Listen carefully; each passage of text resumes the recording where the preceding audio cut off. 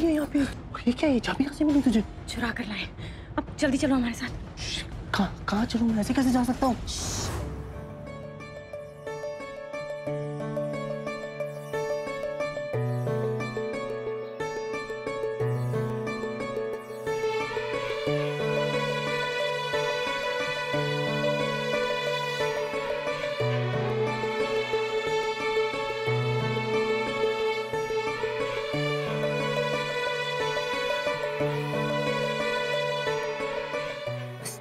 चुपचाप चलो हमारे साथ। चलो।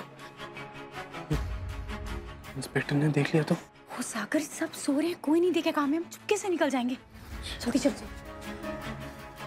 चलो जल्दी करो सागर, जल्दी करो, जल्दी चलो।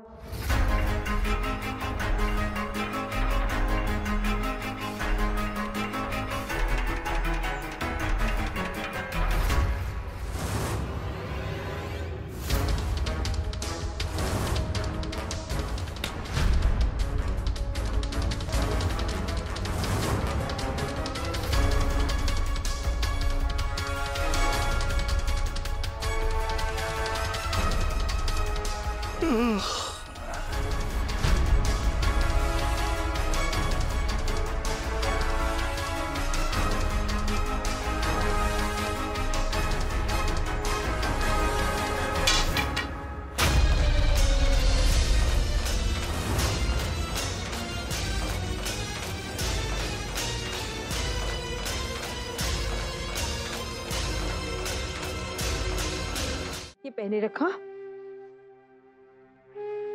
काला धागा से ना तेरी सारी संकट दूर हो जाएगी। ये उतारना मत। हाँ दादी आपकी तबीयत खराब है, आप क्यों आई है फिर? मैं पापा हुआ क्या है?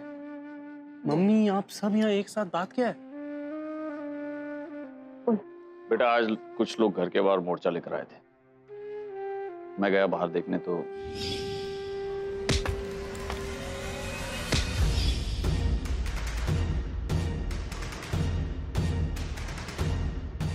बस उसके बाद से अम्मा जी ने जिद पकड़ ली कि मुझे अभी ले चलो लल्ला से मिल। मैं सोच भी नहीं सकता कि जानवी की फैमिली इस हद तक गिर सकती है। बेटा इस दुनिया में ऐसे लोगों की कमी नहीं है जो अपनी बेटी की मौत के लिए उसके हस्बैंड और उसकी पूरी फैमिली को कटघरे में खड़ा कर दे। और दुनिया भी बिना सोचे समझे, बिना किसी सबूत के उन पर यकीन करती है। आज जो कुछ भी हुआ है उसके बाद इस केस को लेकर मीडिया और पब्लिक का प्रेशर भी बहुत बढ़ गया है। हालांकि कानून तो गवाहों और सबूतों के आधार पर ही फैसला करता है, लेकिन फिर भी इस बात से इनकार नहीं किया जा सकता कि ऐसी बातों का, ऐसे दबाव का, इमोशनल प्रेशर का कुछ तो असर पड़ता ही। इन सब में सबसे अच्छी बात यह है कि मैंने रतन को मनवा लिया। वो मान गया है यश के फिंगरप्रिंट्स लाने के लिए, तैयार हो गया वो। अगर ये फिंगरप्रिंट सिरिंज के फिंगरप्रिंट से मैच हो गए तो हमारा केस और भी स्ट्रांग हो जाएगा। और फिर मेरी दीदी भी तो मान गई है गवाही देने के लिए। मेरी दीदी हमारे घर पे है या अभी पलाश के घर पे? पलाश सर के घर पर है, पर बिल्कुल ठीक है वो। बाबू हम मेरी दीदी को खुद ही लेकर आते हैं पलाश सर के घर से।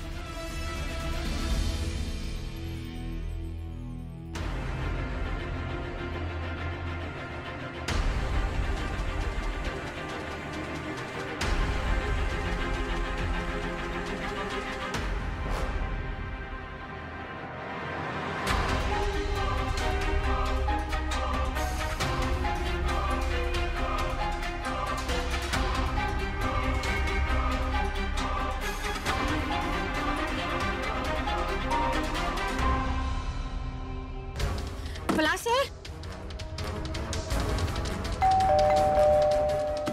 पलाश सर, सर हमें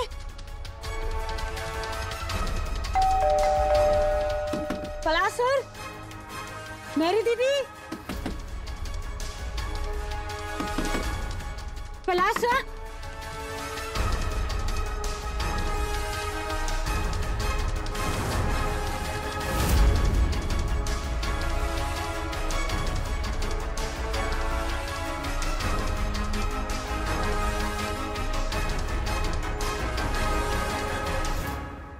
का फोन बंद आ रहा है और मेरी दीदी का फोन नहीं लग रहा है और यहाँ घर पे ताला लगा हुआ है।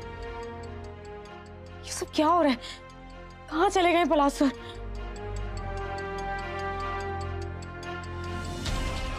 सागर का शक सही तो नहीं है?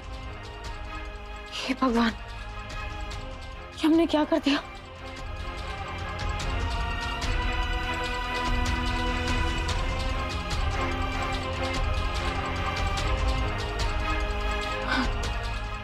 नहीं, नहीं, ऐसा नहीं हो सकता। पलासर जरूर ऑफिस गए होंगे और मेरी दीदी को अपने साथ ले गए होंगे। हम वहीं जाकर देखते हैं। बाबू, बाबू! गंगा, क्या हुआ गंगा? बाबू, क्या हुआ? बाबू, वो पलासर के घर में ताला लगा हुआ है और ऑफिस में भी नहीं है। बहुत बार उन्हें फोन ट्राई कर चुके हैं, उनका फोन भी नहीं लग रहा है। हमें कुछ समझ में नहीं आ रहा बाबू, क्या हो रहा है? वो कहाँ चले गए? हमें बहुत डर लग रहा है बाबू। कहीं सागर ने जो कहा वो सच तो नहीं? कहीं पलासर पे भरोसा करके हमने गलती तो नहीं करी बाबू? पलासर सागर के वकील है और कल की इसकी आखिरी सुनवाई है, उनका कहीं पता ही नहीं है। बाबू, सागर की जिंदगी पलासर के हाथों में सौंप कर हमने बहुत बड़ी गलती तो नहीं करती?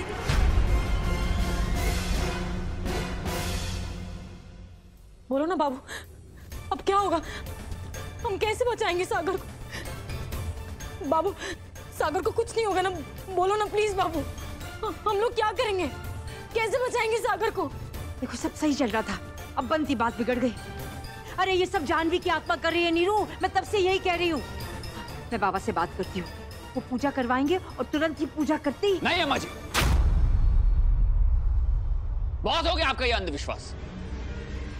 अरे नीरू, तूने ही तो कहा था ना कि तू बाबा से मिलना चाह रहा है। जी, कहा था मैंने, क्योंकि मैं आपको साबित करके दिखाना चाहता था कि आपके ये बाबा झूठे हैं, पाखंडी हैं, कोई चमत्कार नहीं कर सकते वो। और आज के बाद इस घर में मैं ऐसे अंधविश्वास की बातें नहीं सुनना चाहता हूं। कल कोर्ट में सुनवाई है, आपके बाबा आएंगे कोर्ट में जिरा करने? नहीं ना, टाइम बहुत कम है हमारे पास और बहुत कुछ करना है। नहीं गंगा, ऐसे हिम्मत हारने से कुछ नहीं होगा। हिम्मत रखो, अपने बाबू पर भरोसा है ना तुम्हें? लेकिन भैया, यहाँ कोर्ट में सुनवाई शुरू हो गई है और बाबू ने बोला अगर 2 घंटे में मेरी दीदी को लेकर नहीं पहुंचे तो जज साहब सागर को सजा सुना देंगे। मैं भी मेरी दीदी के बनारस वाले घर के आसपास जाकर पूछताछ करता हूँ। ठीक है पुलकित भैया। आप गंगा आंटी हो ना? हाँ। आपके लिए चिट्ठी। लेकिन किसने भेजी है? वो अंकल ने। बनारस से बदोई जाने वाले रास्ते में हवेली नंबर 4 पर आकर मिलो। पलाश।